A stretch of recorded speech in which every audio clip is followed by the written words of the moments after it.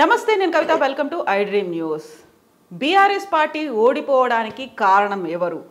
కేసీఆర్ స్వయంకృతాపరాధమే ఓడించేట్లు చేసిందా? హ్యాట్రిక్ సీఎంగా నిలుస్తారు అనుకున్నప్పటికీ ఎందుకని అనుకున్న దిశగా వెళ్ళలేకపోయారు? అనుకున్నంత మెజారిటీ రాలేదు. అసలు ఇంట్రాస్పెక్షన్ జరిగిందా? కేసీఆర్ ఎక్కడున్నారు? నెక్స్ట్ ఏం చేయబోతున్నారు? పార్లమెంట్ ఎన్నికల నాటికి విధానం నినాదం ఎలా ఉంటుంది? ఇవన్నీ బోల్డ్ అన్ని క్వశ్చన్స్ ఉన్నాయి. వీటన్నిటి గురించి మనం మాట్లాడుకుందాం. ప్రస్తుతం మనతో పాటుగా ఉన్నారు BRS senior leader Karne Prabhakar గారు. ప్రభాకర్ గారు నమస్కారం అండి. సో బోల్డ్ అన్ని క్వశ్చన్స్ అయితే ఉన్నాయి. ఇవన్నిటి ఆన్సర్ చేయడానికి అసలు ఎందుకు ఎవరు అవైలబుల్గా కనిపించట్లేరు బీఆర్ఎస్ లీడర్స్? అట్లేం లేదు కవిత, మొన్ననే ఎన్నికలు అయిపోయినాయి. ఎన్నికలు దాదాపు 2 నెలల సంగ్రామం. మిగతా పార్టీల కంటే కూడా నిజానికి మా పార్టీ 3 నెలల ముందే అభ్యర్థుల్ని ప్రకటించింది. 3 నెలలు మేము కంప్లీట్గా ప్రజల్లోనే ఉన్నాం. దానికి తోడు రోజువారీ దాంట్లోనే ఇప్పుడు ప్రతిపక్షంలో ఉన్నాం.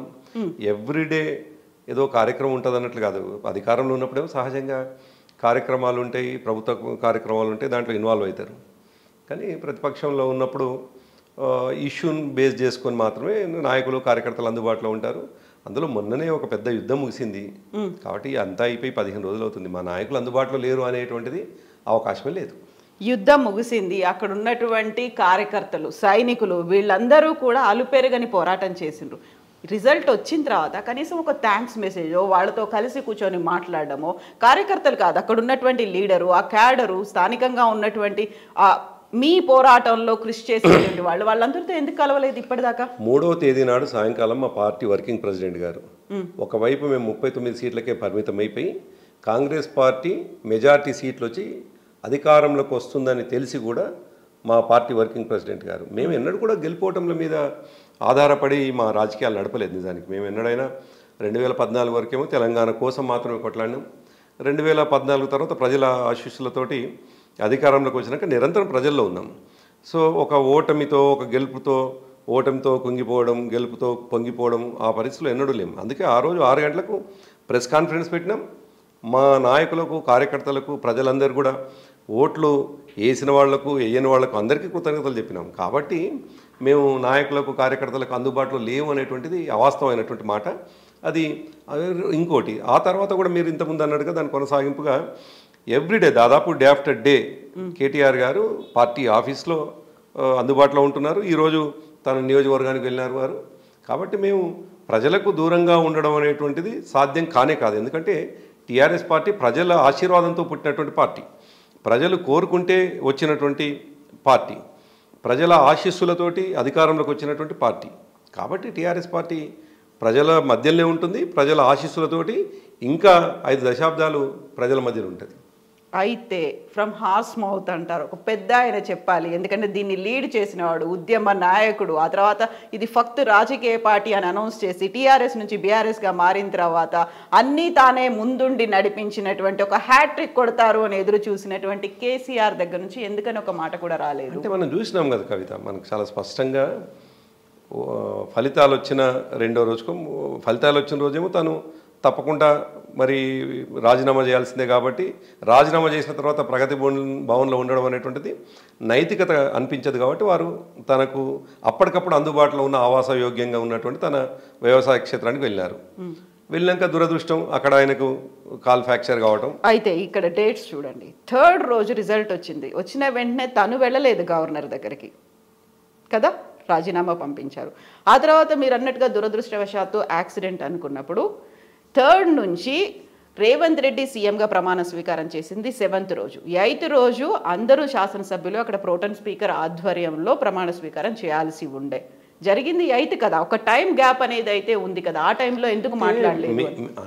నిజానికి ప్రజల నుంచి వెళ్ళి అటువంటి అది వస్తుందని నేను ఏమనుకోవట్లేదు. ఏదైతే సోకాల్డ్, నేనేమంటున్నా సోకాల్డ్ సొసైటీ ఎవరైతే రోజువారీ చర్చలు చేసి రోజువారీ ఎవ్రీ అవర్ అప్డేట్ కావాలని కోరుకునే వాళ్ళు మాత్రమే ఇట్లా కోరుకుంటారు. కార్యకర్తలు అనుకోవట్లేదా? కార్యకర్తలకు చాలా స్పష్టంగా కనిపిస్తూ ఉంది. సహజంగా ఒక ఉద్యమ నాయకుడిగా ఉన్నాడు, ముఖ్యమంత్రిగా ఉన్నటువంటి 10 సంవత్సరాలు ఉన్నటువంటి వ్యక్తి ఓడిపోయినటువంటి సందర్భంలో తెల్లారే ముఖ్యమంత్రిగా అంటే మాజీ ముఖ్యమంత్రి కాగానే మాట్లాడాలని కోరుకోరు. మా కార్యకర్తలు అయితే అంతా ఆ పద్ధతిలో ఉంటారని నేనేమనుకోను. కానీ ఇవాళ మమ్మల్ని నిరంతరం విమర్శిస్తున్నటువంటి వాళ్ళు ఎవరైతే ఉన్నారో వాళ్ళు సహజంగా విమర్శించే విమర్శనే. మేము ఒకరోజు ఒకవేళ ముందు రెస్పాండ్ అయినా ఇంత టైం ఇంత సమయం కూడా ఇయ్యరా, వెంటనే టీవీల ముందుకు వచ్చి మాట్లాడాలి అనేవాళ్ళు కూడా, అంటే ఏది చేసినా విమర్శకు కనిపిస్తుంది. ఏది చేసినా కానీ కొంత మా పట్ల తప్పు పట్టాలనేటువంటి భావన. తెలంగాణ ఉద్యమం 2001 నుంచి మొదలుకొని 2014 వరకు కూడా చాలా సందర్భాల్లో చూసినాం. పెద్దగా మేము దానికి వీస్తూ పోయి ఆశ్చర్యపోయి అయ్యో ఇటువంటి ప్రశ్న సొసైటీ నుంచి వస్తుంది అనుకోం. సొసైటీ నుంచి వస్తే పర్వాలేదు, సోకాల్డ్ కొంతమంది నుంచి వచ్చినప్పుడు మాత్రమే వాళ్ళకేం సమాధానం చెప్పాల్సినటువంటి అవసరం లేదు. ఎందుకంటే మా నాయకుడు అప్రాపరేట్గా వ్యవహరిస్తారు. ఏ టైంకు ఎట్లా వ్యవహరించాలో మా నాయకుడికి తెలిసినంత బహుశా భారతదేశంలో ఏ నాయకుడు కూడా తెలియదు.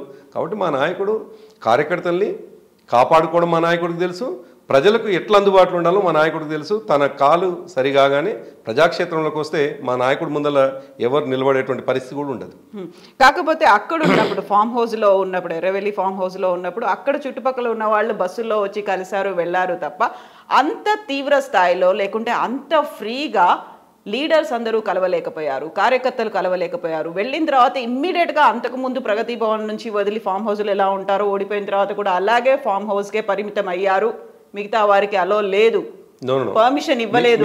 తప్పు అబ్జర్వేషన్ బహుశా మీద మీ జర్నలిస్ట్ సొసైటీ నుంచి వచ్చినటువంటి అబ్జర్వేషన్ అది నాకు తెలియదు. కానీ 4వ తేదీ నుండి 4వ తేదీ మధ్యాహ్నం 3 గంటల నుండి కంటిన్యూస్గా నాయకులందరూ కూడా మీరు యూ టేక్ ఎనీ నేమ్, ఎవరి పేరైనా తీసుకోండి, వాళ్ళు పోయి మా నాయకులు ఓడిపోయిన వాళ్ళకు గెలిచినటువంటి వాళ్ళు అందరు పోయి పిలిపించుకొని మాట్లాడారు.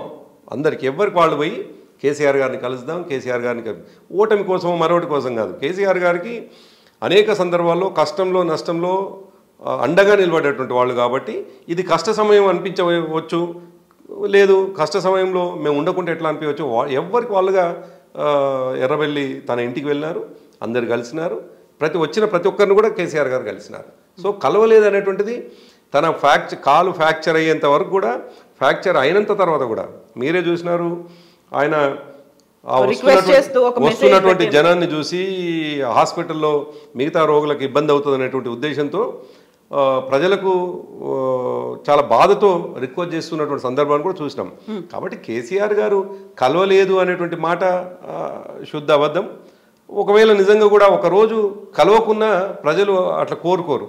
ఎందుకంటే కేసీఆర్ గారు ఏ నిమిషం ఆయన ప్రజలకు కలిసినా కలవకన్నా ప్రజల కోసమే ఆలోచిస్తారు అనేటువంటి భావన ప్రజల్లో ఉంటుంది. కాబట్టి ప్రజల నుంచి అటువంటి డిమాండ్ ఉంటుందని అయితే నేను అనుకోవటం లేదు. ఎస్, కార్యకర్తలు లీడర్లు మీరు అనుకున్నట్టుగా కేసీఆర్ని కలిశారు, కేసీఆర్ వాళ్ళతో కలిశారు, ఇవన్నీ అనుకున్నప్పుడు కూడా సీఎంగా రేవంత్ రెడ్డి ఎన్నికైన తర్వాత ఆయనకు ఒక కంగ్రాట్స్ చెప్తూ, ఒక శుభాకాంక్షలు చెప్తూ ఒక మెసేజ్ అనేది ఎందుకు రాలేదు కేసీఆర్? చెప్పినాం కదా మేము, మా పార్టీ వర్కింగ్ ప్రెసిడెంట్ గారు చెప్పినారు. ఎస్, మా పార్టీ వర్కింగ్ ప్రెసిడెంట్ గారు అంటే డెఫినెట్గా కేసీఆర్ గారి మాటని, కేసీఆర్ గారు ఆయన అనారోగ్యంగా ఉండి అటువంటిది ఎవరైనా సొసైటీ కోరుకుంటే అంతకంటే ఏమంటారు వికృతానంగం ఇంకోటి ఉండదు. అనారోగ్యం కాదు, గెలిచిన వెంటనే ఇవ్వాల్సినటువంటి ఒక మెసేజ్, ఒక సందేశమో అనేది రాలేదు. కనీసం రేవంత్ రెడ్డి ఎన్నిక అవుతున్నాడు, Revanth Reddy is becoming CM అన్నప్పుడు కూడా ఎందుకు రాలేదు? ఒకవేళ తన కాలు తుంటి గాయం జరగకపోతే అసెంబ్లీలోనే అతనికి అభినందనలు చెప్పేవాడు. మా పార్టీ వర్కింగ్ ప్రెసిడెంట్ గారేమో 3 నాడు సాయంకాలమే చెప్పినారు కాంగ్రెస్ పార్టీకి అభినందనలు. ఆ తర్వాత ట్విట్టర్ వేదికగా వివిధ మాధ్యమాల ద్వారా మేము కంగ్రాట్స్ చెప్పినాం. ఇంకోటి రాజకీయాల్లో ఉన్నటువంటి వాళ్ళం, కొత్తగా ఎప్పుడో మొన్నటినే రాజకీయాలకు కేసీఆర్ గారు రాలేదు. దాదాపు 4.5 దశాబ్దాలుగా ఆయన రాజకీయాలు ఉన్నారు, రాజకీయాల్ని అవకాశం పట్టించుకున్నారు ఆయన. సో ఉన్నటువంటి సిచ్యువేషన్ని అంత ప్యానిక్ అయ్యేటువంటి మనిషి ఏం కాదు కేసీఆర్ గారు. ఆయన సిచ్యువేషన్కి తగ్గట్టుగా డెఫినెట్గా ఎట్లా యాక్ట్ చేయాలి, ఏ పద్ధతులు ఉండాలి అనేది బాగా తెలిసిన చతురత కలిగినటువంటి వ్యక్తి, అంత హుందాగా కూడా వ్యవహరించేటువంటి వ్యక్తి. కాబట్టి అటువంటి పరిస్థితి ఉంటుంది అనేటువంటిది ఆ ఎక్స్పెక్టేషన్ నిజానికి సొసైటీ నుంచి ఏం లేదు. కేసీఆర్ గారు రేవంత్ రెడ్డి గారికి అభినందనలు చెప్పలేదు అనేటువంటి మాట కూడా ఏం పెద్దగా సొసైటీ నుంచి ఏం కనిపించట్లేదు.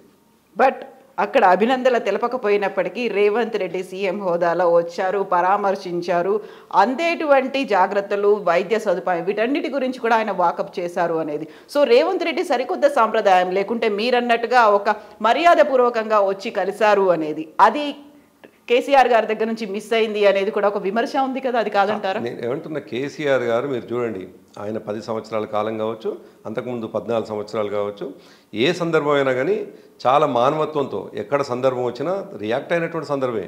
అఫ్కోర్స్ కొన్ని సందర్భాలు ఆయన పోవచ్చు, పోకపోవచ్చు, కానీ ఆ సందర్భానికి సరిపోయేటువంటి సహకారం కావచ్చు, అదేవిధంగా తన వైపు నుంచి వెళ్ళి ఒక తోడ్పాటు కావచ్చు, ఎప్పుడు కూడా తెలంగాణలో ఎవరైతే ఇటువంటి పరిస్థితులను ఫేస్ చేసినారో డెఫినెట్గా ఉంది. అది వరద బాధితులు కావచ్చు, హైదరాబాద్లో ముంపు బాధితులు కావచ్చు, ఇంకా వివిధ సందర్భాలు ఎక్కడెక్కడ నేను సంఘటనలు జరిగినా కేసీఆర్ గారి నుంచి యాజ్ ఏ ముఖ్యమంత్రిగా డెఫినెట్గా ఉంది. అదే సందర్భంలో ఎవరైనా ముఖ్యమైనటువంటి వ్యక్తులు ఇబ్బంది పడ్డటువంటి సందర్భంలో, గాయపడ్డప్పుడు కావచ్చు, లేదు వాళ్ళ కుటుంబంలో ఎవరైనా పెద్దవాళ్ళు ఏదైనా జరిగినప్పుడు కావచ్చు, కేసీఆర్ గారి నుంచి కూడా అటువంటి పరామర్శనే ఉన్నది. కాబట్టి దాంట్లో పెద్ద పోలిక అనేటువంటిది, ఒక మనిషి కలవటము ఒక మనిషి కలవకపోవడం అనేటువంటిది పెద్దగా పోల్చుకోవాల్సినటువంటి అవసరం లేదని నేను భావిస్తాను. బట్ అక్కడ మనం మాట్లాడుకుంటుంది సామాన్యమైనటువంటి మనుషుల గురించి కాదు.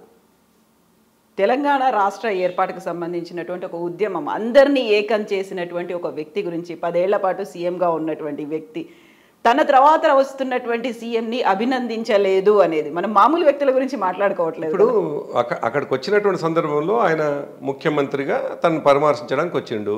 వచ్చినప్పుడు ముఖ్యమంత్రిగా పరామర్శించినప్పుడు కృతజ్ఞతలని ఎట్లాగో చెప్పాల్సిందే చెప్పిండు. అది దానికి పెద్దగా ఏముంటుంది, వచ్చినందుకు అంటే కంగ్రాచులేషన్ అనేటువంటిది ఇప్పుడు ఆ సందర్భం, ఆ సన్నివేశం కవిత, దాంట్లోకి మనం అంత చిన్నగా పోవాల్సినటువంటి అవసరం లేదని నేనైతే అనుకుంటున్నాను. ఎస్, సో మనం ఈ చిన్న విషయాల గురించి పట్టించుకోవద్దు అనుకున్నప్పుడు ఒక పెద్ద విషయం గురించి మాట్లాడుకుందాము. ఇంట్రోస్పెక్షన్ అనేది జరిగిందా లేదా, ఎందువల్ల ఓడిపోయారు? 80+ అనుకున్నారు, 100+ అనుకున్నారు, ఇవన్నీ అనుకున్న తర్వాత 40 కూడా క్రాస్ అవ్వలేదు, 39 దగ్గర ఆగారు. ఎక్కడ ఫెయిల్ అయ్యారు? ఇంట్రోస్పెక్షన్ జరిగిందా? అంటే రాజకీయ పార్టీ అనుకున్నప్పుడు సహజంగా సమీక్ష అనేటువంటిది జరుగుతుంది, దాంట్లో ఏం అనుమానం లేదు. ఏ రాజకీయ పార్టీలోనే జరగాలి, మా పార్టీలో కూడా జరుగుద్ది. అయితే మీరు అన్నట్టుగా మేము 70+ ఎక్స్పెక్ట్ చేసినాం, 80, 83 అట్లా ఎక్స్పెక్ట్ చేసినాం, ఫ్యాక్ట్ అది, దాంట్లో ఏం అనుమానం. 100 కూడా దాటుతుంది అని 105 నియోజకవర్గాలు కొన్ని సందర్భాలు అన్నారు. ఆ టైంలో కేసీఆర్ అన్నారు. అప్పుడు ఉన్నటువంటి వాతావరణంలో ఆ మాట అన్నారు. అనౌన్స్ చేసిన తర్వాత సహజంగా అంటే ప్రజల నుంచి వెళ్ళి అభ్యర్థులుగా అనౌన్స్ చేయకముందుకున్నటువంటి వాతావరణం, అభ్యర్థుల్ని అనౌన్స్ చేసిన తర్వాత వాతావరణం మారింది, మన కళ్ళ ముందు కనిపించింది. రాను చాలా డిఫరెంట్గా తెలంగాణ సొసైటీ నిర్ణయాలు తీసుకుంటూ పోతున్నది మనకు కనిపించినటువంటిది.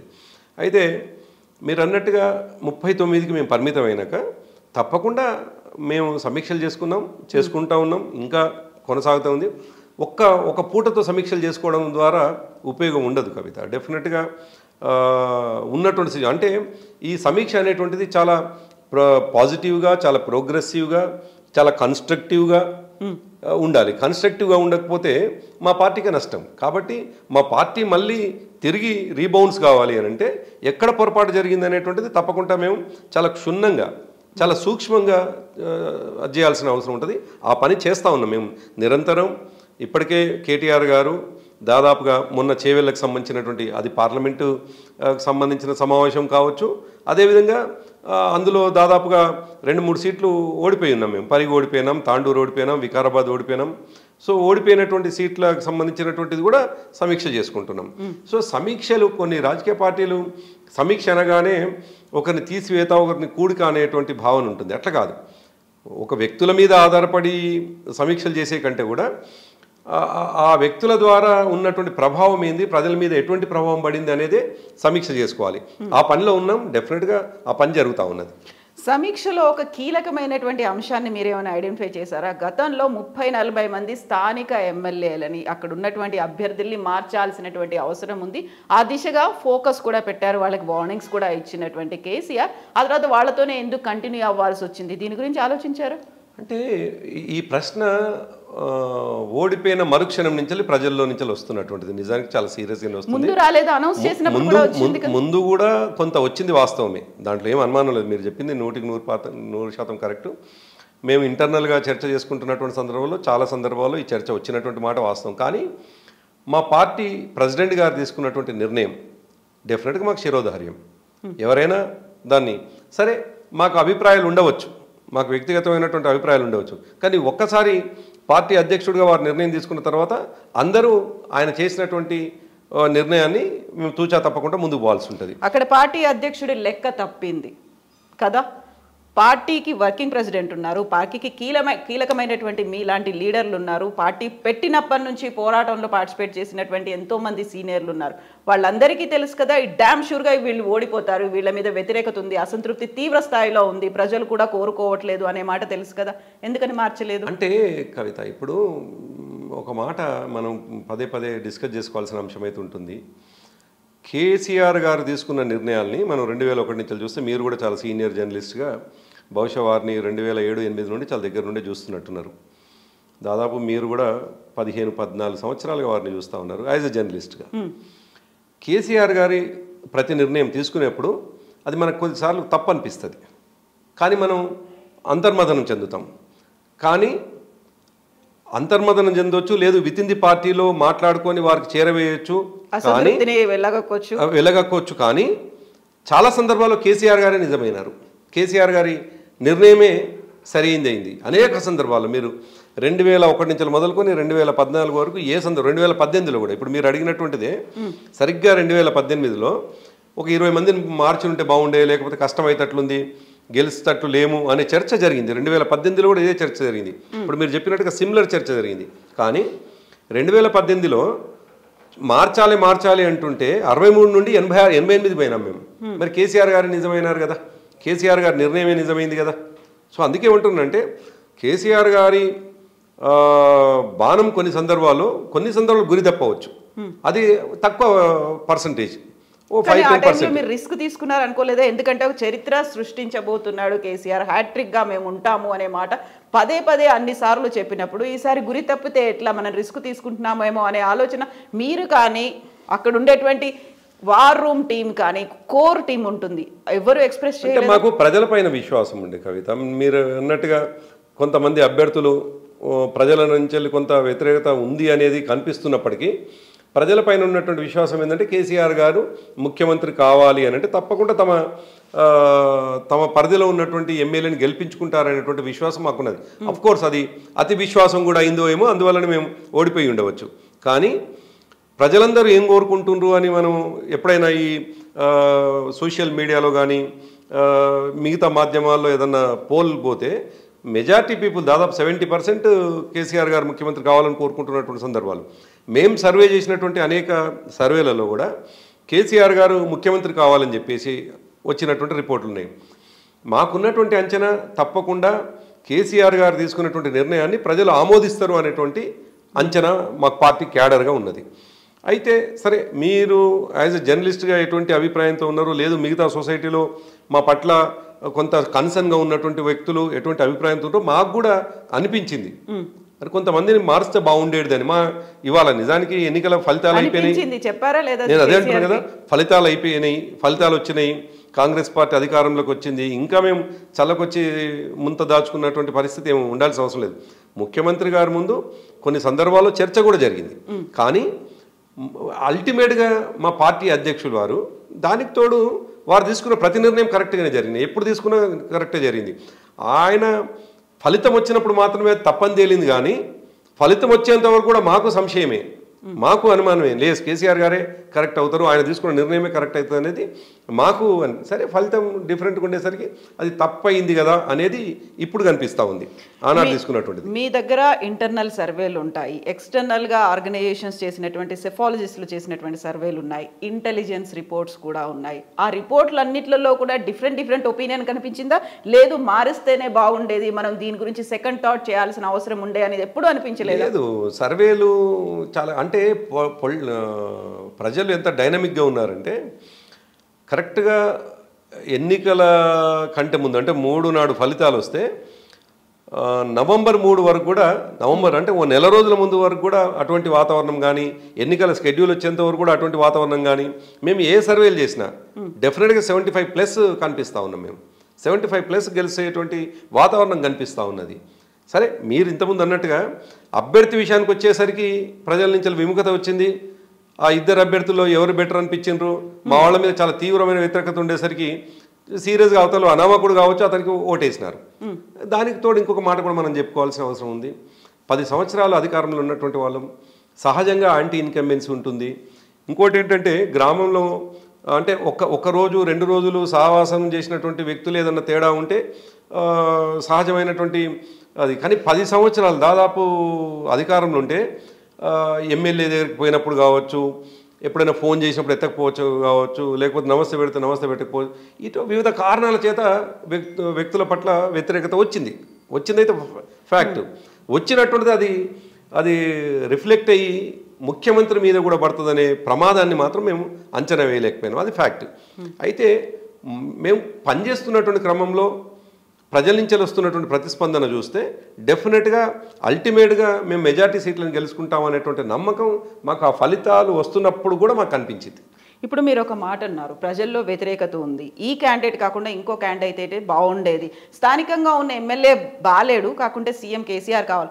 స్థానికంగా ఉండే ఎమ్మెల్యేలని ఓడించిన తర్వాత సీఎంగా కేసీఆర్ ఎలా అవుతాడని అనుకున్నారు? ఏ స్ట్రాటజీ ఉంది అసలు ఆ టైంలో మీకు? మా స్ట్రాటజీ కంటే కూడా ఈ ప్రశ్నని మేము మా క్యాడర్ని అడగాలి.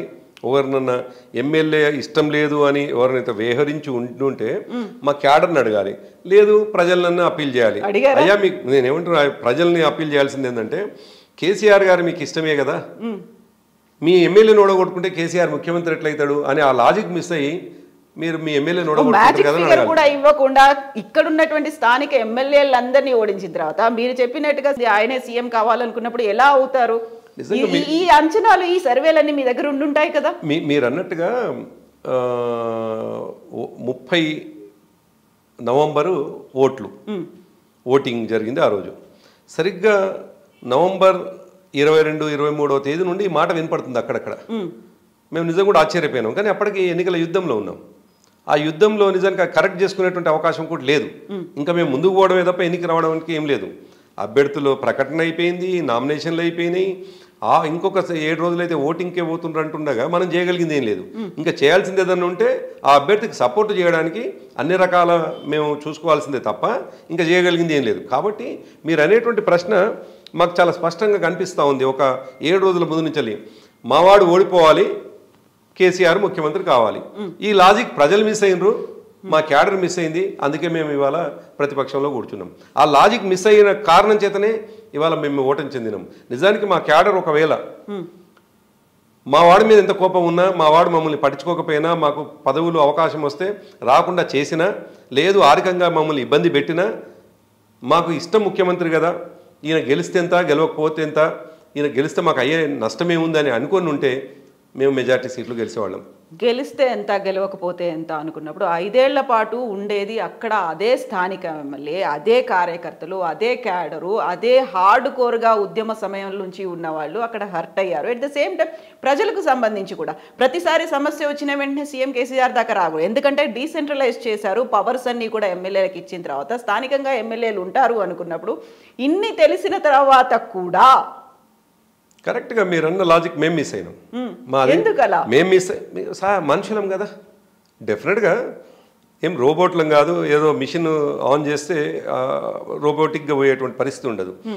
మనుషుల ఆలోచనలో కొన్ని సందర్భాల్లో కొంత అంచనాలు తప్పు కావచ్చు, అదే జరిగి ఉండవచ్చు. మీరు అన్నట్టుగా ప్రజలకు అందుబాటులో ఉండాల్సినటువంటి ఎమ్మెల్యే, క్యాడర్ని చూసుకోవాల్సినటువంటి ఎమ్మెల్యే, ఏదైనా ఇబ్బంది అయితే ఇమీడియట్గా తెలంగాణ భవన్కో కేసీఆర్ గారిని తట్టే ఉండే అవకాశం లేదు. మరి అటువంటి సందర్భంలో మేము గెలిపించాల్సిన వ్యక్తే మాకు అనుకూలంగా లేకపోతే ఈ నిమిషానికి మాత్రం థ్రెట్ ఈ అభ్యర్థి కదా అని చెప్పేసి ఫీల్ అయినారు. కాబట్టి అతన్ని ఓడగొట్టినరు, మెజార్టీ పోయేసరికి మేము ఓడిపోయాం. అందుకే ఇవాళ అధికారంలో లేము అని అంటే మీరు చెప్పినట్టుగా ఎవరైతే ఇప్పుడు 3-4 రకాల ఫ్యాక్టర్స్ కనిపించినాయి కవిత గారు. ఒకటి, మా నాయకులు ఎవరైతే ఉన్నారో మా అభ్యర్థి గెలిస్తే మాకు అయ్యే లాభం ఏంది, ఇంకా ఈయన గెలవడం ద్వారా మేము నష్టపోతాం అనుకున్నది ఒక ఫ్యాక్టర్ అయితే, రెండవది కొందరు అభ్యర్థుల విషయంలో ఒకవేళ ఈయన గెలిచినట్లయితే మేము 5 ఏళ్ళు మా కాన్స్టిట్యూన్సీలో ఉండలేమేమో అని భయపడ్డటువంటి వాళ్ళు కొందరు ఉన్నారు. ఎస్, నేను ఫ్యాక్ట్ మాట్లాడు, ఇవాళ ఏం ఇబ్బందులు ఏం లేవు, ఎందుకంటే ఉన్నటువంటి ఫ్యాక్ట్ అది. ఇవాళ మేము అది ప్రతిపక్షంలో కూర్చోవడానికి కారణమైనటువంటి వాళ్ళ కోసం కూడా డెఫినెట్గా మాట్లాడుకోవాలి కదా. సో మా సెకండ్ క్యాడర్ ఇది కూడా అనుకున్నారు, మా సెకండ్ క్యాడర్ ఎమ్మెల్యే తర్వాత ఉన్నటువంటి వాళ్ళు ఒకవేళ ఈయన గెలిచినట్లయితే 5 ఏళ్ళు మేము నియోజకవర్గంలో కూడా ఉండలేము అని కొంతమంది కోసం, అందరు కాదు కొంతమంది కోసం, ఒక 10-12 మంది కోసం అనుకుందాం. కొందరి కోసమేమో ఈయన కోసం మేము కష్టపడడం ద్వారా మాకు వచ్చేది ఏముంది, ఈ 10 ఏళ్ళు ఏమొచ్చింది అనుకున్న వాళ్ళు ఉన్నారు. 10 ఏళ్ల నుంచి ఆయనే ఉన్నాడు కదా ఎమ్మెల్యే, 3వ సారి 4వ సారి గెలవడంతో మాకు అయ్యే లాభైంది. చివరికి కొన్ని దగ్గరలోనేమో 3వది, కొన్ని దగ్గరలేమో ప్రజలే విముఖత వచ్చింది మా వాళ్ళ మీద, కొంతమంది మీద ప్రజల వైపు నుంచలే. కేసీఆర్ గారు ఇష్టమే అవుతున్నారు, ప్రతి సందర్భంలో కేసీఆర్ గారు ఇష్టమవుతున్నారు. సెకండ్ క్యాడర్కు ఎమ్మెల్యే మీద ఇష్టం లేకపోయినా కేసీఆర్ గారి మీద ఇష్టం. సెకండ్ క్యాడర్కు ఈయన గెలిస్తే మమ్మల్ని మళ్ళీ ఏదైనా చేస్తాడు అని అనుకున్నా మళ్ళీ కేసీఆర్ గారి మీద ఇష్టం. ప్రజలకు మా ఎమ్మెల్యే మీద విముఖత ఉందనుకున్నా మళ్ళీ కేసీఆర్ గారి మీద ఇష్టం. అంటే ఎంత విచిత్రమైన విచిత్రం చూడండి. మేము తర్వాత అదే రియలైజ్ అయినాం, అరే సరే ప్రజలు కేసీఆర్ గారిని ముఖ్యమంత్రి కావాలని కోరుకోవచ్చు, కానీ ఆ మనిషి ఓడిపోతే ముఖ్యమంత్రి ఎట్లా అవుతాడనే లాజిక్ మిస్ అయిన ఎట్లా వీళ్ళు అనేటువంటిది కూడా నిజంగా కనిపిస్తున్నటువంటిది. కాబట్టి ఓవరాల్గా డెఫినెట్గా సమీక్ష చేసుకోవాల్సినటువంటి అవసరం ఉంది, దాంట్లో అనుమానం లేదు. ఇంకా జరగలేదు, ఇప్పటికి జరుగుతూ ఉంది, నిరంతరం ఉంది. నేను ఏమంటున్నా, ఒక్కరోజు సమీక్షలు 3 వారాలు గడిచి 119 నియోజకవర్గాలకు సంబంధించిన సమీక్షలు జరగాలి. గెలిచిన సమీక్ష జరగాలి, ఓడినే జరగాలి. ఎందుకంటే మెజారిటీలు కూడా తగ్గాయి ఈసారి. ఎస్, నల్గొండ జిల్లాలో అయితే మీరు చూసినారు దాదాపు ఒక్క స్థానం వచ్చింది నల్గొండకి సంబంధించి. అండ్ నేను అదే మిమ్మల్ని అడుగుదామని అనుకున్నారు. ఉత్తర తెలంగాణ ఒక పట్టు ఉంది, అక్కడ ఉద్యమానికి అది కేంద్రంగా అయింది. బీఆర్ఎస్ కూడా అంత మ్యాసివ్గా స్ప్రెడ్ అవ్వడానికి కారణం ఉత్తర తెలంగాణ. ఉత్తర తెలంగాణలో వరంగల్నే తీసుకోండి, వరంగల్లో ఉన్నటువంటి 12 స్థానాల్లో 2టిని మార్చారా, 2 మాత్రమే బీఆర్ఎస్ గెలుచుకుంది. ఇలా చూసుకుంటే అన్నిట్లలోనూ మీకు ఎక్కడెక్కడ లూప్ హోల్స్ ఉన్నాయి, ఎక్కడెక్కడ డ్రాబ్యాక్స్ ఉన్నాయి, ఎక్కడ బూమరాంగ్ అయింది, ఎక్కడ నెగటివ్ ఇంపాక్ట్ పడింది, ఇవన్నీ మీకు అర్థమవుతున్నాయి కదా. సో ఉత్తర తెలంగాణ, దక్షిణ తెలంగాణ, సెంట్రల్ హైదరాబాద్కి సంబంధించి అంటే 2-3 రకాలుగా మేము అంతర్గతంగా విశ్లేషించుకుంటే, రూరల్ అర్బన్ అనేటువంటి 2 సెక్షన్గా చూసుకున్నప్పుడు, అర్బన్ అనుకుంటే ముఖ్యంగా హైదరాబాద్లో ఓటర్ ఒక తీర్పిచ్చినాడు, మొత్తం మీకు ఫేవర్గానే ఇచ్చారు కదా. అదే ఒక తీర్పిచ్చినాడు. రూరల్ తెలంగాణ ఇంకో తీర్పిచ్చినారు. రూరల్ తెలంగాణలో కూడా మీరు చెప్పినట్టుగా మేము అభ్యర్థులు మార్చిన కాడ మాకెందుకు ఫలితం వచ్చింది, అభ్యర్థులు మారని దగ్గర కొన్ని దగ్గరలో సరే మార్చాల్సిన అవసరం లేని అభ్యర్థులు కూడా ఓడిపోయినారు నిజానికి. ఇప్పుడు మీకు ఉదాహరణకు చెప్తాను, మహబూబ్నగర్ జిల్లాలో దేవరకద్ర అనే నియోజకవర్గం ఉంది. ఎస్, ఆ నియోజకవర్గంలో నిజానికి అక్కడ ఉన్నటువంటి ఆల వెంకటేశ్వర రెడ్డి గారి మీద అసలు చిన్న కంప్లైంట్ లేదు. కార్యకర్తలకు 24 గంటలు అక్కడే ఉంటాడు, ఆయన అక్కడే అందుబాటులో ఉంటాడు. ఎటువంటి అవినీతి ఆరోపణలు లేవు, వేరే వ్యాపకాలు కూడా లేవు. కానీ ప్రజలు ఎందుకో డిఫరెంట్గా నిర్ణయం తీసుకున్నారు, ఓడించినారు. దగ్గరలో ఎఫెక్ట్ కూడా ఉండే అవకాశం ఉంది మీరు అన్నట్టుగా. అందుకేమంటున్నాను, రూరల్ తెలంగాణలో ప్రజలు ఎందుకో మమ్మల్ని డిఫరెంట్గా అర్థం చేసుకున్నారు అని ఒకటి. రెండవది, మా ఎదుటి పార్టీ చేసినటువంటి ప్రచారంలో కూడా పడ్డారు. వాళ్ళు చేసినటువంటి దుష్ప్రచారం, గోబెల్ని మించి ప్రచారం చేసినారు, ఇష్టం వచ్చిన ప్రచారం చేసినారు. సరే, ఒకటేమో ప్రచారం చేసి సక్సెస్ అయినారు. రెండవది, వాళ్ళ పథకాల విషయంలో ఇప్పుడు మేము ఇచ్చినటువంటి పథకాలేమో 10 సంవత్సరాలుగా ఇస్తున్నటువంటి ఉన్నాయి, వీటి కొనసాగింపు ఉంటుంది అనుకున్నారు. కానీ కాంగ్రెస్ ఇచ్చినటువంటి హామీలు కొత్త పథకాల్లాగా కనిపించినాయి, అది అట్రాక్టివ్గా కనిపించినాయి. సరే, పక్కనే కర్ణాటకలో ఫెయిల్ అయింది అనే విషయాన్ని వాళ్ళు అర్థం చేసుకోలేకపోయినారు. కర్ణాటకలో వచ్చినటువంటి సంక్షోభం, కర్ణాటకలో ఎదుర్కొంటున్నటువంటి సంక్షోభం, అక్కడ ఉన్నటువంటి రాజకీయ పరిస్థితులు, ఆర్థిక పరిస్థితులు, ఇవన్నీ వీళ్ళకి అర్థం చేసుకోలేదు. కానీ కొత్త పథకం కనిపించగానే అరే ఇది మాకు లాభం అవుతుందని చెప్పేసి పథకాలకి ఎక్స్టెన్షన్ అనేది కూడా మీరు క్యాంపెయినింగ్ చేశారు కదా, 10,000 ఇస్తా అంటే 15,000 ఇస్తామన్నారు అనేది. అవును కదా, కొన్ని కూడా ఉన్నాయి కదా. అయితే రూరల్ తెలంగాణ ఎందుకో అమాయకంగా రెస్పాండ్ అయింది అనిపించింది. రూరల్ తెలంగాణ ఈ అమాయకపు ఆలోచనల నుంచి వెళ్ళి ట్రాప్లో పడిపోయినరేమో, ఆ ట్రాప్ నుంచి వెళ్ళి ఫలితాలు వచ్చేసరికి హతాశులయ్యి ఇవాళ అరే కేసీఆర్ని ఓడగొట్టుకున్నాం కదా అనే బాధతో ఇవాళ రూరల్ తెలంగాణ కనిపిస్తుంది. కారణం చూస్తారు, ఇంకొక 2-3 నెలల్లో ఎవరైతే అంటే ఆదమర్చి ఓటేయడం ద్వారా జరిగినటువంటి నష్టం ఏదైతుందో ఫలితం డెఫినెట్గా కనిపిస్తుంది కరెంటు రూపంలో.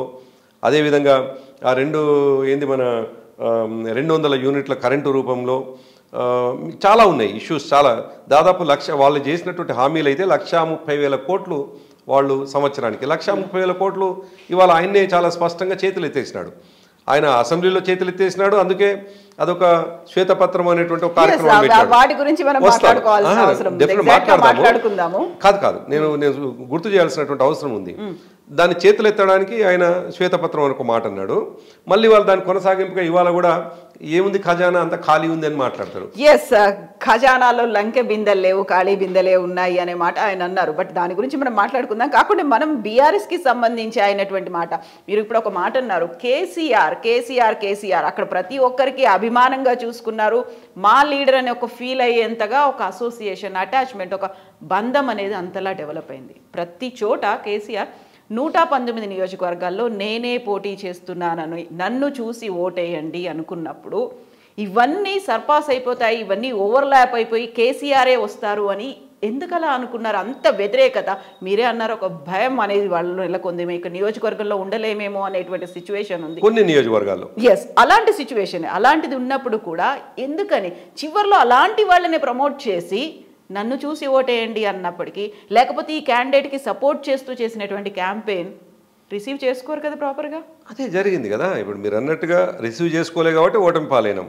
కానీ నేను అందుకే అంటున్నాను, మా పార్టీ అధ్యక్షులు కేసీఆర్ గారు 2001 నుండి 2014-18 వరకు తీసుకున్న ప్రతి నిర్ణయం కూడా సక్సెస్ఫుల్గా అదైనాయి, ముందుకు పోయినాయి.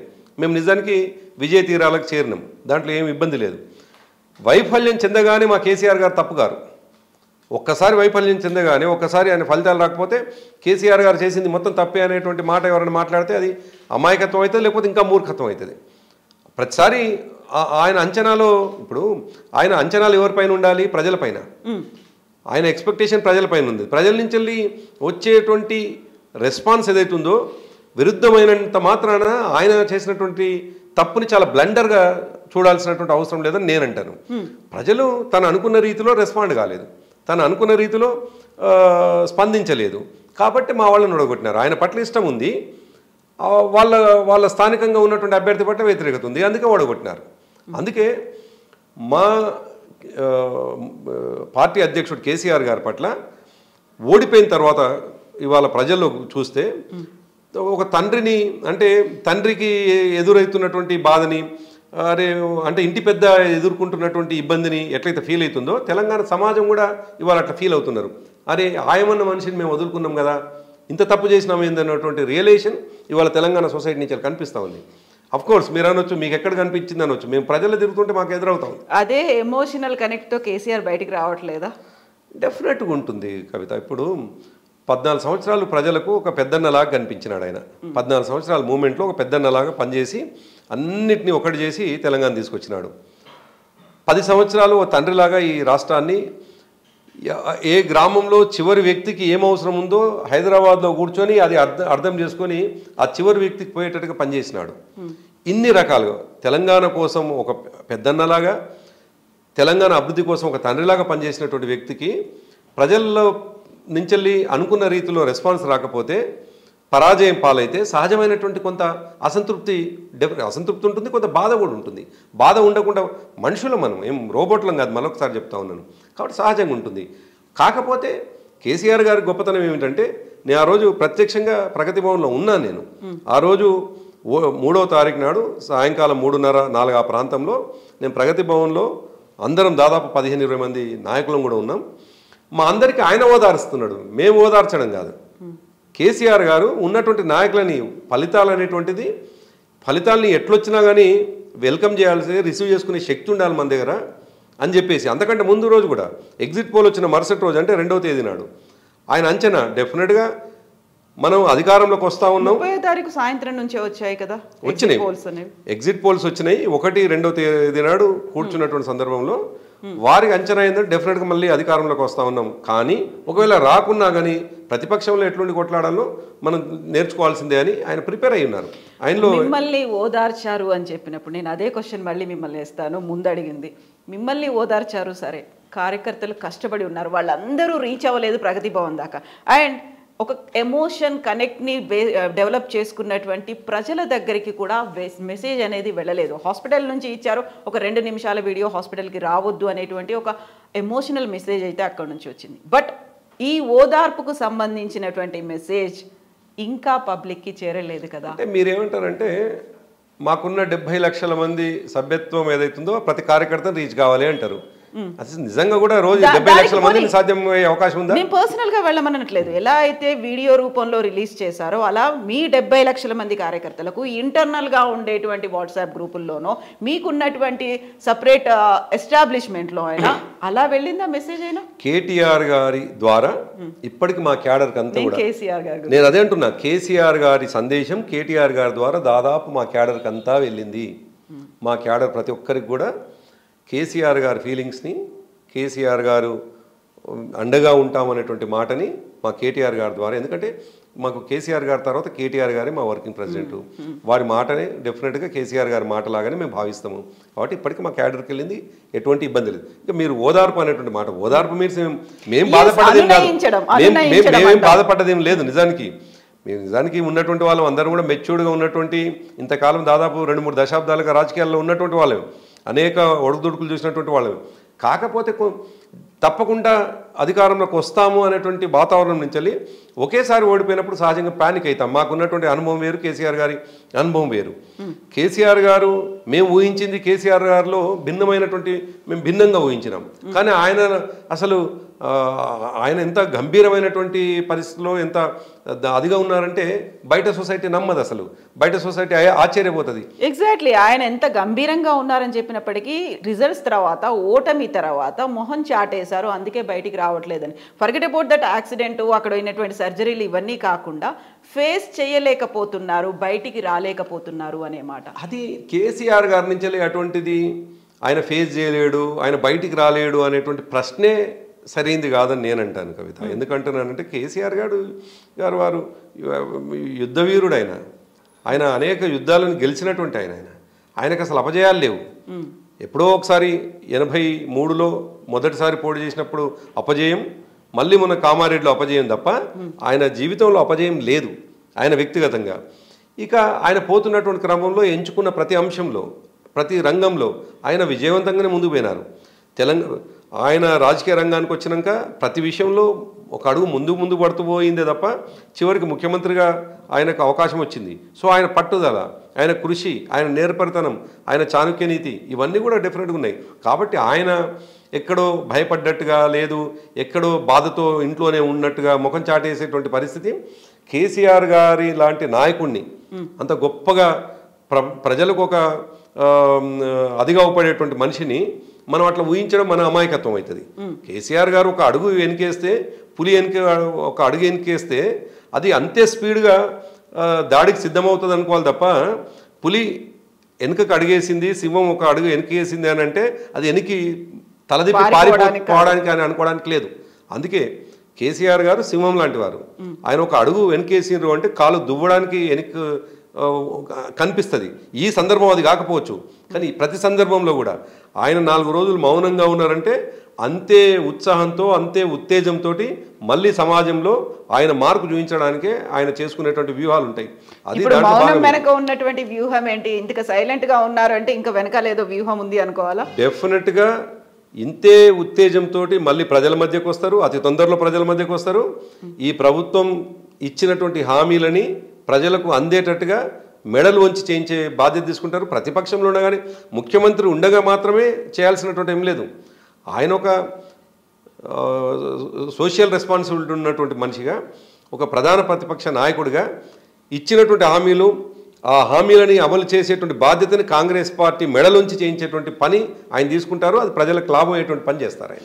ఎస్, కేసీఆర్ ఒక కత్తి దించని యోధుల్లా పోరాటం చేస్తాడు అనుకున్నప్పుడు కామారెడ్డిలో ఓడిపోయారు, మిగతా వాటిల్లో ఓడిపోయి, మిగతా నియోజకవర్గాల్లో మిగతా బీఆర్ఎస్ క్యాండిడేట్లు ఓడిపోయినప్పుడు అక్కడ వచ్చినటువంటి రీజన్స్ డిఫరెంట్గా కనిపించాయి. కామారెడ్డిలో కేసీఆర్ ఎందుకు ఓడిపోయారంటే, నేను నిజానికి వ్యక్తిగతంగా నేనే 4-5 రోజులు అక్కడే ఉన్నా. నాకు పార్టీ బాధ్యత అప్పచెప్పి ఎన్నికల కోసం అక్కడికి వెళ్ళమంది. మా దురదృష్టం అక్కడ ఆ నియోజకవర్గం ఉన్నటువంటి పరిస్థితులు, అక్కడ ఉన్నటువంటి వాతావరణం ఎంత దాన్ని అన్నీ వెరసి నిజానికి ఎన్నడూ ఓటమి ఎరగని యోధుడు ఓటమి పాలయ్యిండు. అది నిజానికి మాకు బాధాకరమే.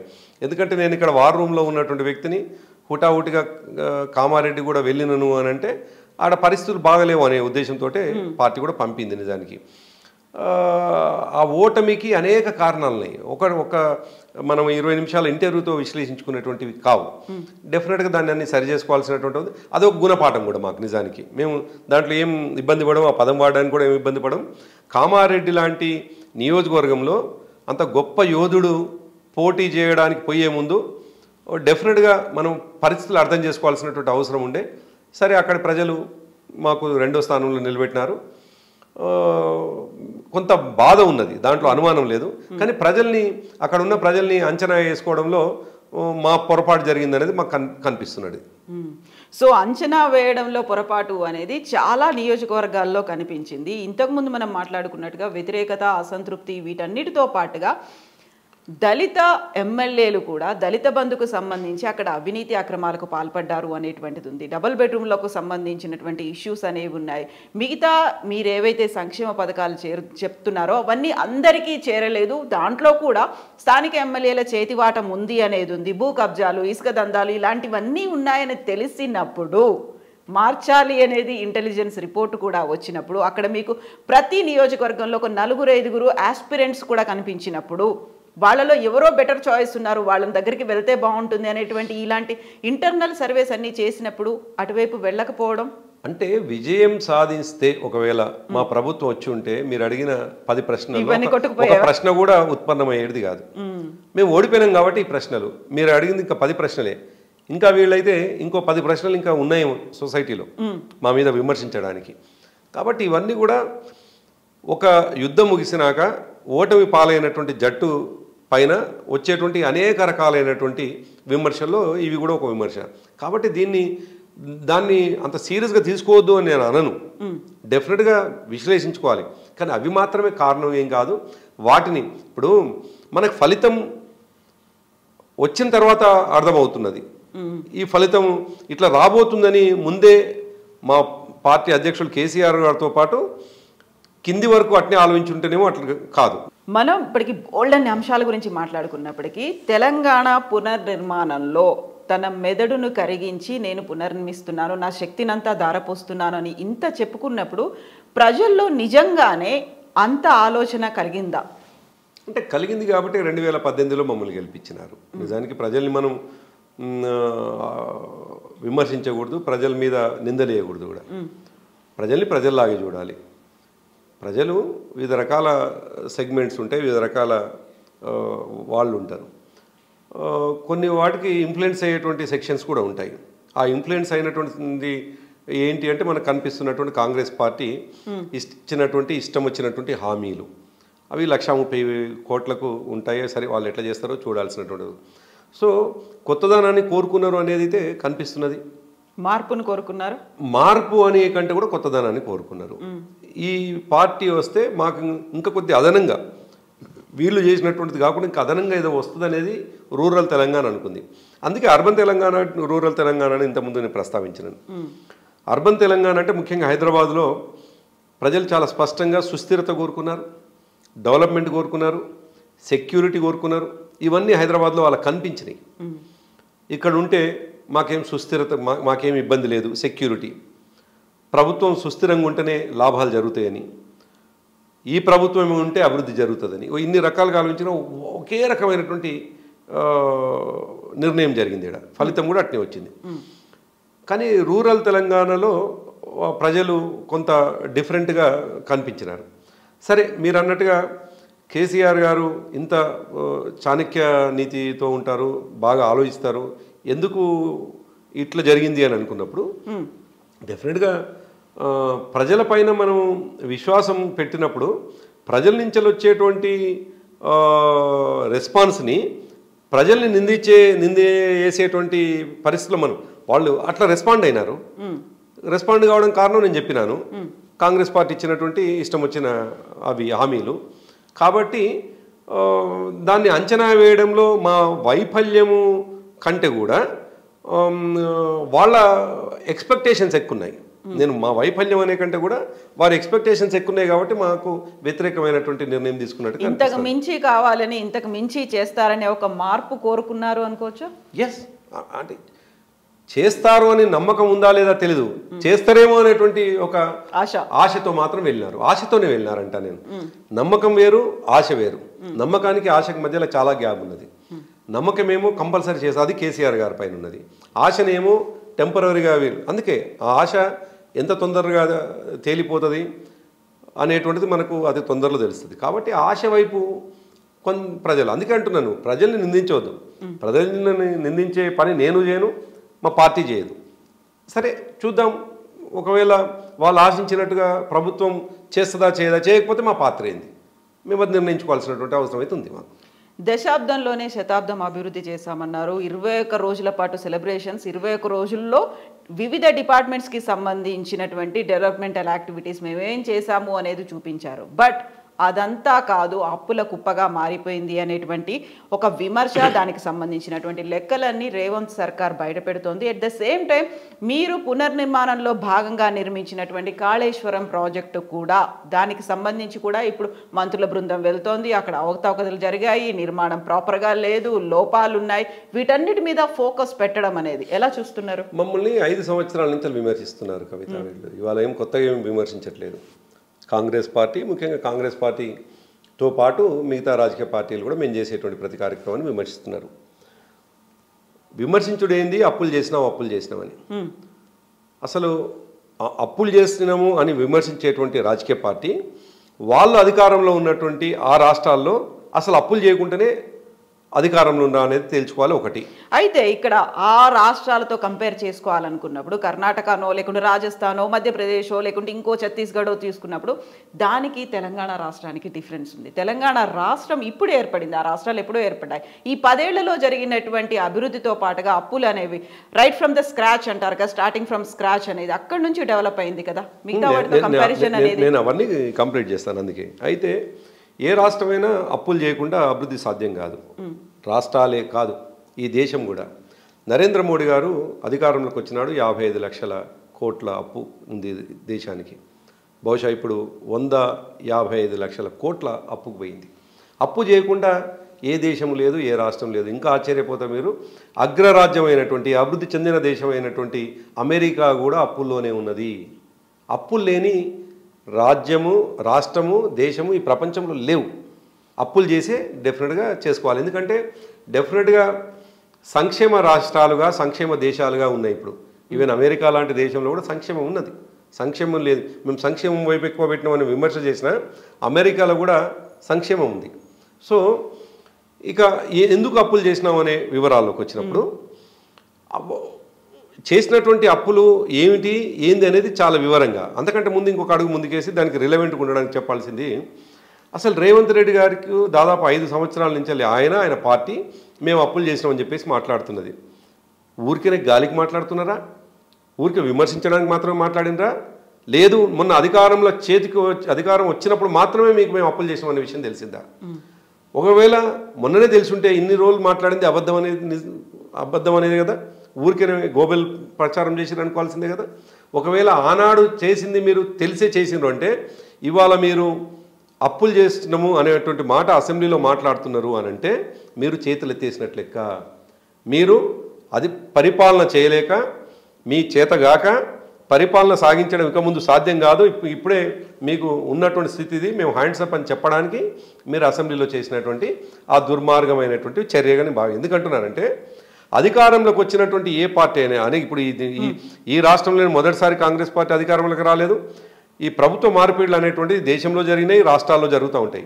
జరగగానే మొదటి సమావేశంలోనే ఇటువంటి చర్య పాల్పడిన ఏకైక పార్టీ ఏదన్నా ఉందంటే అది కాంగ్రెస్ పార్టీ, అది రేవంత్ రెడ్డి గారి నాయకత్వంలో ఏర్పాటైనటువంటి శాసనసభలో జరిగినటువంటి. అయితే అది అందులో కూడా తప్పులు చెప్పినారు అని చెప్పడానికి 6,71,000 కోట్ల అప్పు అనేటువంటిది అబద్ధం అనేటువంటి మాట కేటగారికల్గా మేము చాలా స్పష్టంగా 3,17,000 కోట్ల రూపాయల అప్పు మాత్రమే ఉంది. మిగతా అప్పులు 71,000 కోట్ల రూపాయలు అయితే ముందే మాకు అప్పుగా ఇచ్చినటువంటిదే, అది వారసత్వంగా వచ్చినటువంటిదే.